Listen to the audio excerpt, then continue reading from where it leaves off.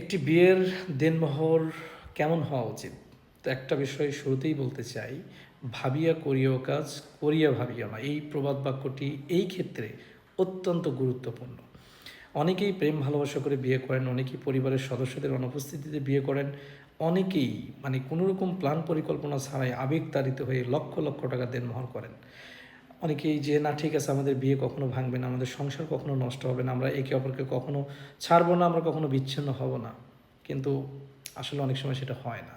তো যখন স্ত্রী দেনমোহর দাবি করে বা দেনমোহর আদের জন্য মামলা করে, তখন মাথায় হাত, হাই হাই এত টাকা আমি কোথায় পাবো। আপনারা ওই সময় কিন্তু স্ত্রীদেরকেই দায়ী করেন। আচ্ছা, একটা জিনিস একবার কেন বোঝেন না, যে দেনমোহরের জন্য তো আপনাকে অপশন রাখা হয়েছে at the time of marriage. আপনি যতটুকু পারবেন ততটুকু দেনমোহর করবেন, আপনি দেনমোহর কেন বেশি করেন?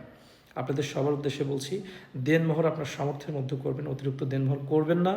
অতিরিক্ত দেনমোহরে কখনো আপনাকে সংসার আটকাবে না। অতিরিক্ত দেনমোহরে আমি তাকে অনেক বেশি ভালোবাসি এটা কখনো প্রকাশ করার সুযোগ নেই। সো অতিরিক্ত দেনমোহরটা কিন্তু আপনার ভবিষ্যৎ ক্ষতির কারণ হয়ে দাঁড়াতে পারে।